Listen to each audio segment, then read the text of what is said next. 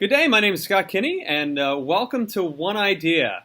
It is my pleasure today to be joined by an old friend, and I don't mean old in the literal sense, but in a longtime friend, I should say, Dr. Greg Firn. Dr. Firn is Deputy Superintendent of Academics at Prairie ISD, which is an open enrollment school district. So students have the choice to attend, I believe, any building they choose in that process. But Dr. Firn also has been a superintendent in Anson County, in rural North Carolina, also in Connecticut. So thank you, Dr. Firn, for joining us today. Well, thank you. It's a privilege. So one of the things that we thought we'd take a few minutes to talk about is something you referred to as the if factor. Could you talk a little bit about that? What does that mean? Well, IF stands for implementation fidelity, and those that sojourn in education for any time know that most product, service, and solution providers will talk about implementation fidelity. But what I've learned is the challenge with that is that we don't do enough upfront advanced kind of intel and recon work on our own capacities, competence, and confidence to be able to implement, and it's challenging.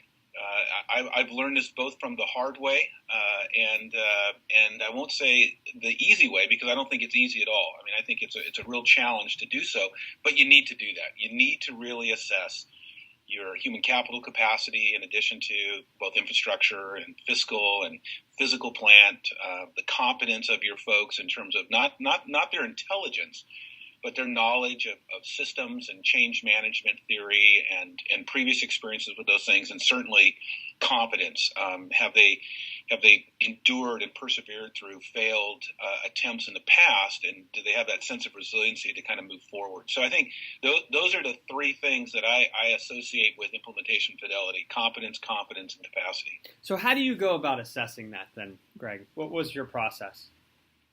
Spending a lot of time in conversation with individuals, asking some really guiding and leading questions. So it's really listening more than speaking, asking more questions than providing answers. It's reviewing. Certainly, some of these things can be reviewed in document form. When you talk about digital conversion, you certainly can examine infrastructure issues in terms of bandwidth and connectivity and device deployment. You can look at all of those things, but a lot of it's just with conversation with individuals, asking to give examples of the past, the present, and the future, really talking about some visioning and what their best hopes are for an implementation. And then asking them how have they assessed implementation fidelity in the past. So I think it's time, but I don't think it has to be an elongated process. I mean, I'm confident, because of what we've done here in Prairie, that we spent about a month and a half really examining a number of our key processes, our key staff, in conversation before really designing our plan. So the key here was that we didn't have a plan, put it on top of our people and said, let's go do it. We spent some time up front in conversations to make sure that our plan really reflected our capacity, competence, and confidence. So did that look different? Now, you've been a superintendent and an assistant superintendent or deputy superintendent at both small and large districts. Does it look different between those two in that process? The process doesn't. Interestingly enough, the speed in which you can get those accomplished is a more or less a reflection of the size of the organization. So in the smaller systems, we were able to do that much quicker, but it wasn't necessarily any easier because you have folks, your trust capital is critical. Your relational capacity with people to be honest and candid and unguarded is absolutely critical. So I would just say that in the smaller school system, the learning that I've had is that we jumped in. We jumped in with a full launch before doing that, and that I had to learn the hard way. So those lessons learned from both Carolina and Connecticut when we brought ourselves to Prairie to do this is that we kind of reverse engineered the process so that we could in fact determine what our readiness was to implement.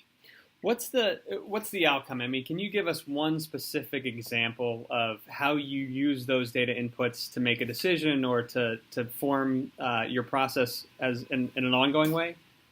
Absolutely. So in North Carolina, because we got caught up in the promises of what digital conversion would do, is that we really touted how our student performance was going to radically improve, be transformed overnight because of digital conversion.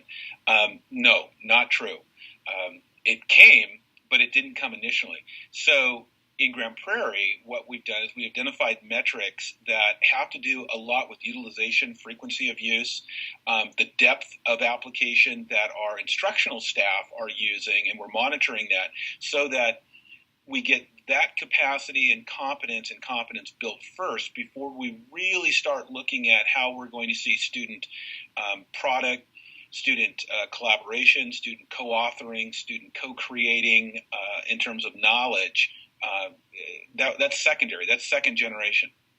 What was the, as you look at this and your digital transition, how do you measure success at the end of this process? I mean, what does it look like?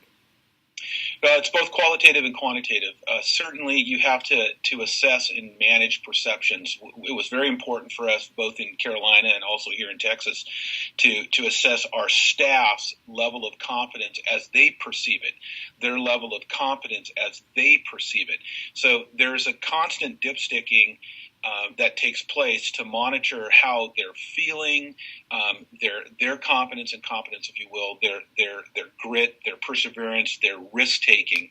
So that's the qualitative side. The quantitative really does translate into lessons that reflect digital integration, student learning activities that mirror the digital conversion that we expect to take place in the classroom.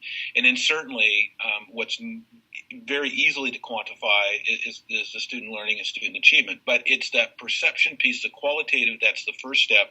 Then you can get to the quantitative, that's the second.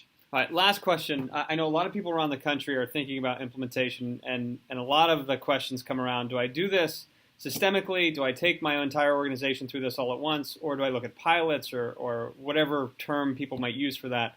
What are your thoughts around that? I really do believe it's about the readiness of the organization, including the individuals that will be supporting, coaching, mentoring, facilitating the change that they want to see.